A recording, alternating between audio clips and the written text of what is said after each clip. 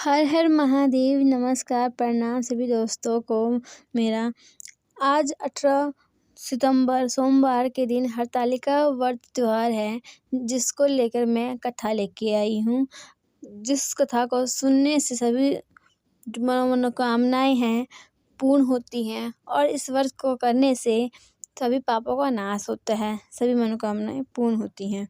तो ये जो व्रत है हरतालिका तीज व्रत हर वर्ष भाद्रपद की शुक्ल पक्षमी को आता है। तो इस दिन कथा सुननी और पढ़नी अवश्य चाहिए।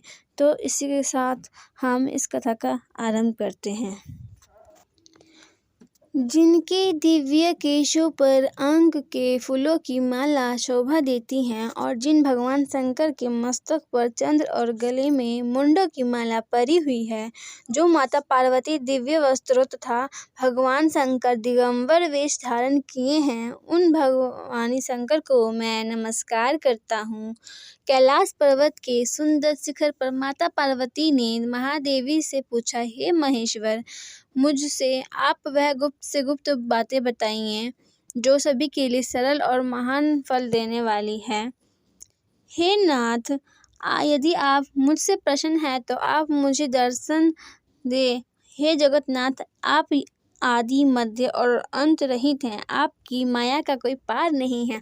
आपको मैंने किस भांति प्राप्त किया है? कौन से व्रत तप या दान के पुण्य फल से आप मुझको वर रूप में मिले?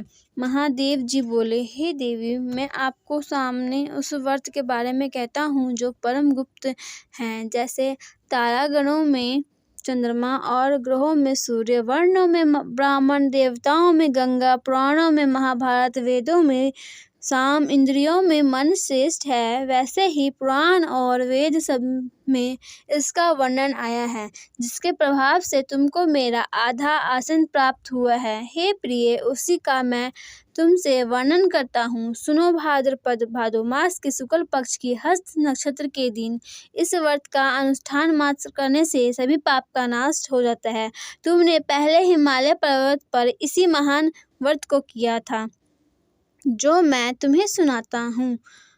पार्वती बोली, हे प्रभु, इस व्रत को मैंने किस लिए किया था, यह मुझे सुनने की इच्छा है, सो कृपा करके कहें। शंकर जी बोले, आर्यवर्त में हिमालय नामक एक महान पर्वत है, जहाँ अनेक प्रकार की भूमि अनेक प्रकार के वृक्षों से सुशोभित है, जो सदैव बर्फ से ढके हुए तथा गंगा की कल कल ध्वनि से शब्दायमान रहता है। हे पार्वती जी, तुमने कल बाल्यकाल में उस स्थान पर परम तप किया था और 12 वर्ष तक के महीने में जल में रहकर तथा वैशाख मास में अग्नि में प्रवेश करके तप किया। सावन के महीने में बाहर खुले में निवास कर अन्न त्याग कर तप करती रही। तुम्हारे उस कष्ट को देखकर तुम्हारे पिता को बड़ी चिंता हुई। चिंता में वह सोचने लगे कि मैं इस कन्या का विवाह किससे करूं। एक दिन नारद जी वहां आए और देवर्षि नारद ने तुम शैलपुत्री को देखा। तुम्हारे पिता हिमालय ने देवर्षि को अर्घपाद्य आसन देकर सम्मान सहित बिठाया और कहा, हे मुनिवर, आपने यहाँ तक आने का कष्ट कैसे किया? कहें क्या आज्ञा है? नारद जी बोले, हे गिरिराज, मैं विष्णु भगवान का भेजा हुआ यहाँ आया हूँ। तुम मेरी बात सुनो। आप अपनी कन्या को उत्तम वर को दान करें। ब्रह्मा, इंद्र, शिव और आदि देवताओं में विष्णु भगवान के समान कोई भी उत्तम नहीं है, इसलिए मेरे मत से आप अपनी कन्या का दान भगवान विष्णु को ही दें। हिमालय बोले, यदि भगवान वासुदेव स्वयं ही कन्या को ग्रहण करना चाहते हैं और इस कार्य के लिए ही आपका आगमन हुआ है, तो वह मेरे लिए गौरव की बात है। मैं अवश्य उन्हें ही दूंगा। हिमालय का यह आश्वासन सुनते ही देवर्षि नारद जी आकाश में अंतर्ध्यान हो गए। भगवान विष्णु के पास पहुँचे। नारद जी ने हाथ जोड़कर भगवान विष्णु से कहा, प्रभु, आपका विवाह कार्य निश्चित हो गया है। इसलिए हिमालय ने पार्वती जी से प्रसन्नता पूर्वक कहा, हे पुत्री, मैंने तुमको गरुड़ध्वज भगवान विष्णु को अर्पण कर दिया है। पिता ने इस वाक्य को सुनते ही पार्वती जी अपनी सहेली के घर चली गई और पृथ्वी पर गिरकर अत्यंत दुखी होकर रोने लगी, विलाप करने लगी। उनको विलाप करते हुए देखकर सखी बोली, हे देवी, तुम किस कारण से दुखी हो? मुझे बताओ, मैं अवश्य ही तुम्हारी इच्छा पूरी करूंगी। पार्वती बोली, हे सखी, अगर तुम सुनना चाहती हो तो सुनो, मेरी मन की अभिलाषा सुनाती हूँ। मैं महादेव जी को वरण करना चाहती हूँ। मेरे इस कार्य को पिताजी ने बिगाड़ना चाहा, इसलिए मैं निसंदेह इस शरीर का त्याग करूंगी। पार्वती ने इन वचनों को सुनकर सखी से कहा, हे देवी, जिस वन को तुम्हारे पिताजी ने ना देखा हो, तुम वहां चली जाओ। तब देवी पार्वती अपनी सखी का यह वचन सुन ऐसे ही वन को चली गई। पिता हिमालय ने तुमको घर पर ना पाकर सोचा कि मेरी पुत्री को कोई देव, दानव अथवा किन्नर हरण करके ले गया है। मैंने नारद जी को वचन दिया था कि मैं पुत्री का भगवान विष्णु के साथ वरण करूंगा। हाय, अब यह कैसे पूरा होगा? ऐसा सोचकर वे बहुत चिंतातुर हो मूर्छित हो गए। तब सब लोग हाहाकार करते हुए दौड़े और मूर्छा दूर होने पर गिरिराज से बोले कि हमें आप अपनी मूर्छा का कारण बताओ। हिमालय बोले, मेरे दुख का कारण यह है कि मेरी रतन रूपी कन्या को कोई हरण कर ले गया, या सर्प ने काट लिया, या किसी सिंह ने मार डाला। वह ना जाने कहाँ चली गई, या उसे किसी राक्षस ने मार डाला है।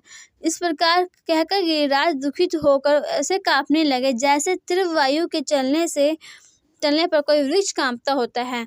तत्पश्चात हे पार्वती, तुम्हें गिरिराज साथियों सहित अपने घने जंगल में ढूंढने निकले। तुम भी सखी के साथ भयानक जंगल में घूमती हुई वन में एक नदी के तट पर एक गुफा में पहुंची। उस गुफा में तुम आनी सखी के साथ प्रवेश कर गई, जहां तुम अन्न जल का त्याग करके बालू का लिंग बनाकर मेरी आराधना करती रही। उस समय पर भाद्रपद मास की हस्त नक्षत्र युक्त तृतीया के दिन तुमने मेरा विधि विधान से पूजा किया तथा रात्रि को गीत गायन करते हुए जागरण किया। तुम्हारे उस महाव्रत के प्रभाव से मेरा आसन डोलने लगा। मैं उसी स्थान पर आ गया जहां तुम और तुम्हारी सखी दोनों थी। मैंने आकर तुमसे कहा, हे वरान ने, मैं तुमसे प्रसन्न हूँ, फिर तुम मुझसे वरदान मांग लो। तब तुमने कहा कि हे देव, यदि आप मुझसे प्रसन्न हैं तो आप महादेव जी ही मेरे पति हो। मैं तथास्तु कहकर वहां से कैलाश पर्वत को चला गया और तुमने प्रभात होते ही मेरी उस बालू की प्रतिमा को नदी में विसर्जित कर दिया। हे सुबह, तुमने वहां अपनी सखी सहित व्रत का पालन किया। इतने में तुम्हारे पिता हिमवान भी तुम्हें ढूंढते ढूंढते उसी घने वन में आ पहुंचे। उस समय उन्होंने नदी के तट पर 2 कन्याओं को देखा तो ये तुम्हारे पास आ गए और तुम्हें हृदय से लगाकर रोने लगे। बोले, बेटी, तुम इस सिंह व्याघ्रादि युक्त घने जंगल में क्यों चली गई?